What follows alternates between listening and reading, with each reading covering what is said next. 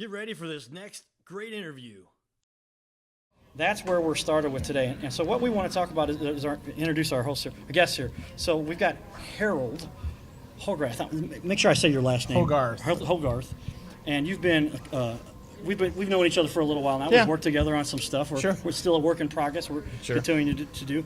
And so we'll touch on what you've got there and go start with you first, but I'll introduce everybody else real quick. So then Jen Fox Thomas and Chrissy Summer, who is a Missouri State representative. Yes. It's District 106. Yes. Is that right? Yes. And she's agreed to join the show today. And Chrissy and I go back a little bit to some fun stuff we've worked on. So I've got a series of questions. Let me go over first the ground rules for what we've got here. And, the truth is, I had a TV show on ABC 30 for a period of time, and it was fun. Problem with doing that kind of a show with what we were trying to do to help small businesses is we just decided we weren't going to charge people as much, and it got to be so much work. And then I came into what now is known as live streaming to a large extent. I've done it for many years and saw that it had really kicked on. I'm like, now this is cool. As long as the stream goes well and you get it pretty well done on the first shot, there's no editing. There's no production, right? Yeah. It's just you put it out there, it's done, and it's live, and you don't have to upload it. You don't have to send it to ABC.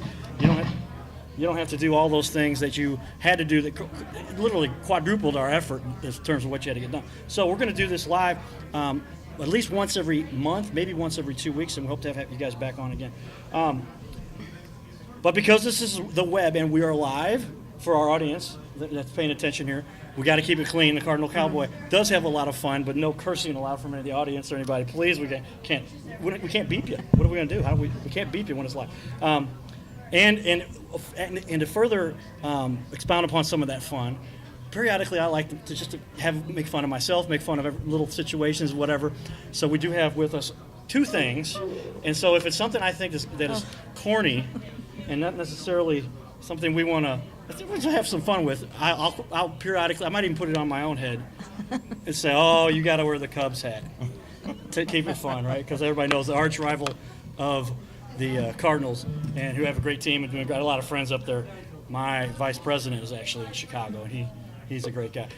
But some fun with that. If you do something really neat, behind me, if you will, Jen or Chrissy, could you reach and grab? This is, I know it looks like the World Series trophy, but this is actually a replica. And so when I hear somebody do something cool or something good, I'll go, oh, good work, Jen, you get to hold the trophy. And we'll have you hold that up. It does look bigger on TV, doesn't it? Okay, so that is our intro. Let's get started here. And we'll go down some of the questions that I believe everybody in this group has already seen. I texted them to you earlier. And let's get started. St. Louis Leaders Roundtable, streaming live. This is a great city with a great community led by great leaders, and that's why we have you guys here. So we'll start with you, Harold. And anybody can chime in on these, and then we'll go back and forth. And we kind of want to get everybody's perspective on these. And this is something I found is kind of unique to St. Louis. I think it's true of every city, but it's really strong in St. Louis. Because when I go to other cities, they don't have quite the following, it seems, like they do for their baseball team, like you do get here in St. Louis. So with that, and the Blues do a lot for St. Louis too. And I've got a counterpart who's a buddy of mine who does a similar thing with the Blues. The Tout Man is a friend of mine. And so we do this kind of fun stuff related to building up the community and doing good things. So the question is, are you a Cardinals or Blues fan? And if not, what is your hobby that you really think is most exciting for you that you do that's part of the community? Well, actually, I'm from Southern California, and I was an LA Dodgers fan. But coming to St. Louis, I've definitely become a Cardinal fan. Blues, we didn't see much hockey out in California. The ice melts a little faster. Yeah, it does in California. So with that, I'm definitely a Cardinals fan. Yeah. Great. All right. And so then tell me, there we go, some Cardinal fans. Tell me, Harold, how you've seen the Cardinals and the effect it kind of has on our community from a business perspective.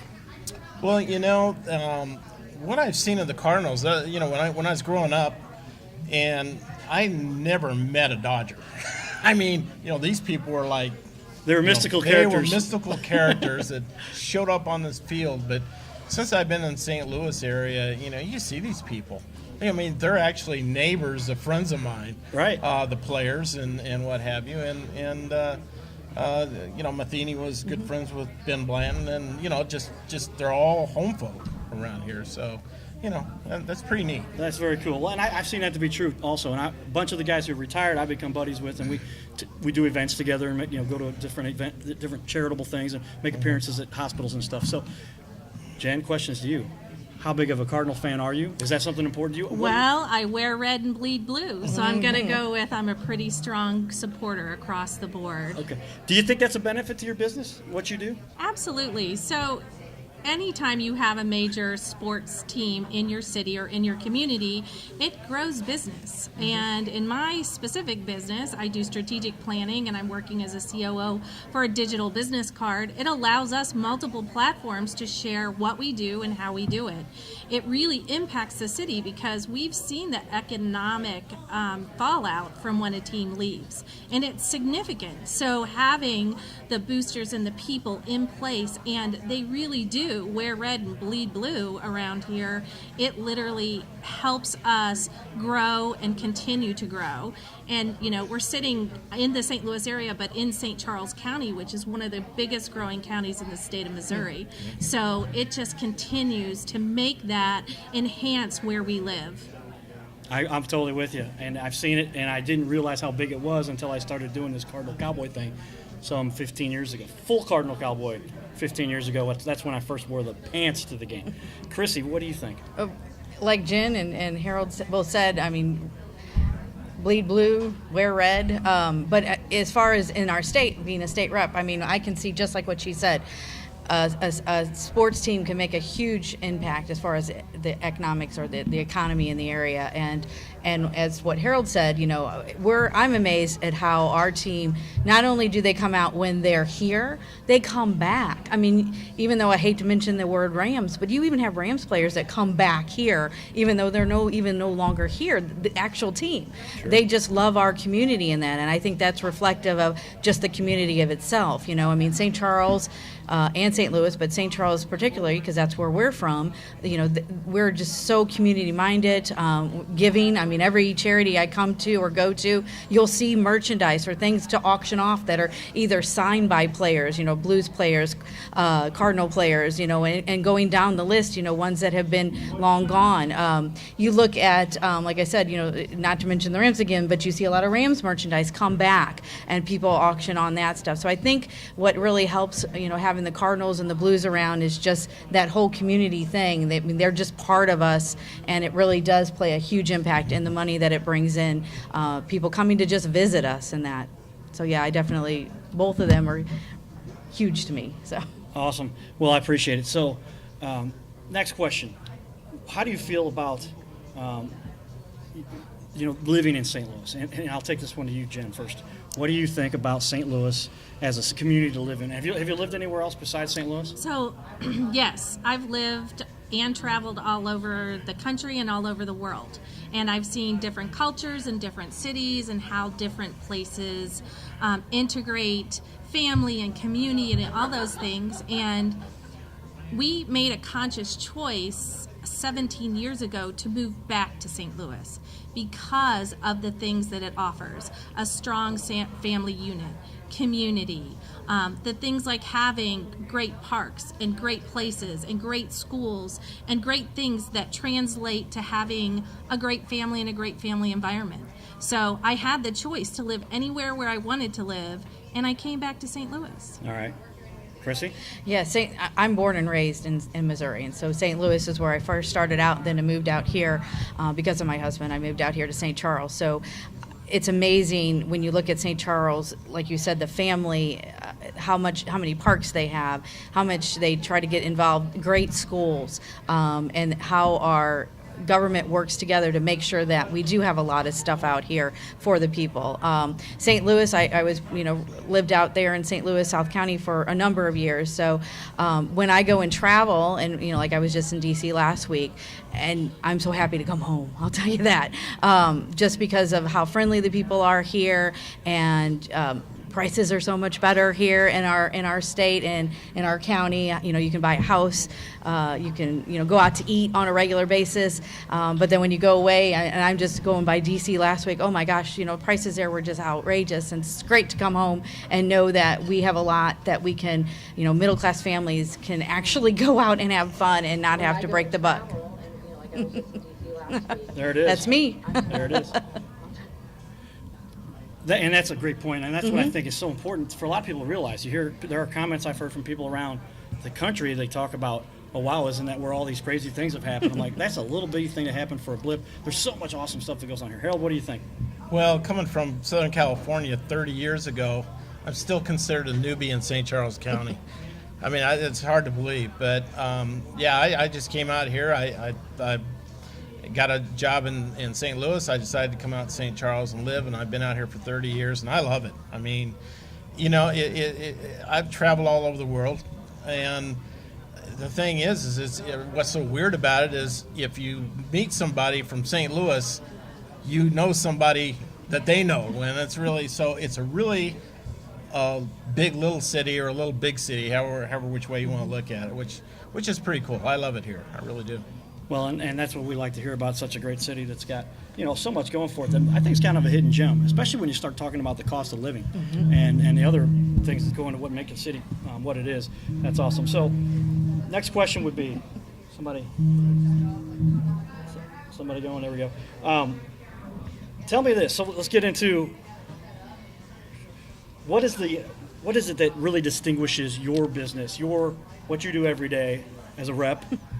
Kind of your daily tasks, representing the state of Missouri, representing your district 106, Chrissy. What is it that distinguishes you in what you do? What do you think you do a little better than the other reps that are out there? Oh, well, one of the things that I like to do, and I get a lot of compliments on it, is I do a weekly newsletter, an e-newsletter. I don't send it out, mail it out. Everything's e-news, social media, and e-news, that kind of stuff. So that's a little different. A lot of the other reps around the state, some of them do it, but they don't do it as frequently. I literally do one every week. So just that communication. To me, communication is huge in my business, and business being a state rep working for everybody else. Yeah, and just keeping people very in tune to what is going on, even when session's not in session, or like when we're in interim, like right now. I still do this weekly newsletter, and to me that's important. That's just one of the things I do. I do Facebook, Twitter, Instagram, things like that, where I'm always posting stuff, and I always try. I'm not going to say I'm perfect, but I always try to be positive. Look at the things positively. Talk about what's good going on in St. Charles. Talk about good things going on in the state, St. Louis. If we're bringing things here, I try to keep that negative out. Politics and my business is super negative, and I try to be more positive. So I think that's important in my job, is to make sure people are up on what's going on and be positive about it. We don't need to drag everybody down. So. All right, very good. Jen, what do you do separates you? So I do a lot of things. I'm representing Easy Card is what you put up there, but I actually have a strategic planning company. I'm a planning and zoning commissioner, and I like to give back. I mean, one day a week I teach swimming lessons to kids who have autism. So right. I feel like if you put into a community, you're going to get back, no matter what you do or where your touch is. So like with Easy Card, it's a startup company that is a digital business card. How many times have you been caught without your business card? And it was a pivotal business deal, right? Mm-hmm. And you're like, if I only had a business card, I might be able to help you. And I met this man at a local conference, and he's like, I just am struggling to get to the next level, and I'm helping him get there. So those are the things that it's a give back mentality, and I've reaped the benefits of having that mentality. Totally in belief of that, and that helps the whole positive energy thing go on that we talk about. Harold, show us your items. Give us a quick overview.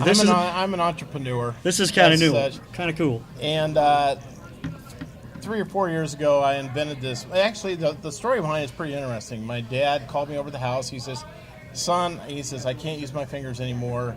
And I'm just losing all hope for myself. Would you please invent something that I can help feed myself?" And I said, "Sure, Dad." And 3 days later, he passed. But that was a few years ago. So I came up with this idea of a product called Right Utensils. And what it does is you put your hand in this little loop, and you get the fingers. And if your fingers just aren't working, you can still feed yourself. You don't have to grasp it. They fit in and kind of lock in on right in there. We have one for those that might have had a stroke, and they can hold this a lot of different ways. Mm-hmm. And we've got one for kids. We have great stories about this. We've had kids with Down syndrome, and they just can't seem to get the idea of trying to feed themselves. So, of course, the parents get a little, they get a little upset that the kids can't get it. We've been very successful with them picking up this product and starting to feed themselves. So this has been a great product. And, what we do to give back to the community is I'm in the Rotary Club with Chrissy's husband, Rotary Club in St. Charles. And I'll tell you what, the Rotary Club in St. Charles does a lot. In fact, we just had very familiar with the Rotary Club. a huge Taste of St. Charles, sorry. And we do it once a year, and it's been fantastic. And we give all the money away. That's awesome. The needy organizations. Well, pretty much everyone answered what they do to give back. Chrissy's whole job is giving back. So that's awesome there. Last question for this segment, because we got to get to the next group. How has technology changed your business? You touched it on a little bit. We'll let Harold start this one because we're on our fourth question and he started. Technology. Let me tell you something about 3D printers. I think it's the best invention ever because this product, when I was working with OTs, occupational therapists, to get this designed right, in the olden days would have cost me hundreds of thousands of dollars. Just to change a part would cost $8,000 to $10,000. Now with 3D printing, in order to change the part, it takes about 10 minutes and a little bit of plastic, and you've changed the part. So that technology is great. It's fantastic, and Probably can customize them too. This is just awesome. Revolutionize the downtime or the uptime to get a business started. For or make being a an modification. entrepreneur and making things, the 3D printers, that's the best. Change the world. Almost as good as a cell phone. That's awesome. Jen? So digital platforms, well, of course, EasyCard is a digital, and technology is what drives it. So we're doing analytics to see who is looking at your business card. Did they look at it again? Did they send it to somebody else? Were they able to connect it to some other mechanism? I can say to you, if you text 28748 to Mach 5, you're going to get my digital business card with a keyword. So think about, as a state rep, and she wants to give her business card to a whole room of people, boom, it's done. She can have it done in seconds. They have connective opportunities. But even as a strategic planner, how things are happening with technology is driving how people do business.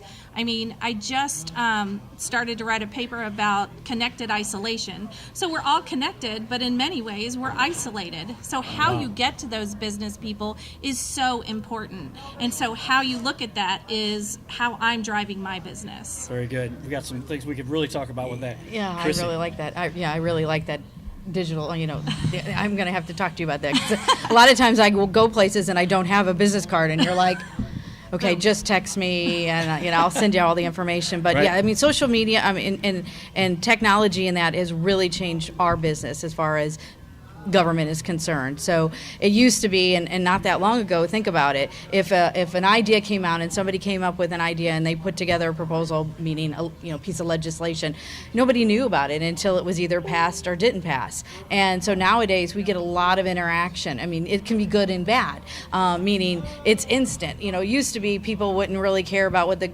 Jefferson City was doing until May, what came out, the end product. And now they follow us all pre-filings all the way through May and all the way the rest of the year. So, I mean, it makes a huge difference in what we do. And I think it's improved on what we do because it's more transparent. I mean, people can see it right away, what we're doing. They can give immediate feedback. Is it going to be good for them? Is it going to be bad for them? How will this affect them? And I'm not saying that everyone is involved, but we do have a lot more people involved in the process. And the technology makes it all possible. All right, real quick, give your websites, and this will end the segment. Eat Right Utensils. EatRightUtensils.com. All right, Harold, thank you. Jen, EasyCard.com. EasyCard.com, and Chrissy And my Summers. personal one is chrissysummer.org. Yeah. That's right. All right, ladies and gentlemen, thank you all for tuning into this segment. We're going to take a quick break. I'll play a little music, and we're going to bring our next list of guests up for the next segment and keep it going here. This is all being sponsored by the work that we put together here. The company I work for is called Thrive, and we're going to start talking about some of the stuff we can do. And most everybody here is familiar with it and is using it or going to use it or has heard about it and uses parts of it. And we'll talk more about that in a little bit. We'll be right back. Stay tuned. Giddy up.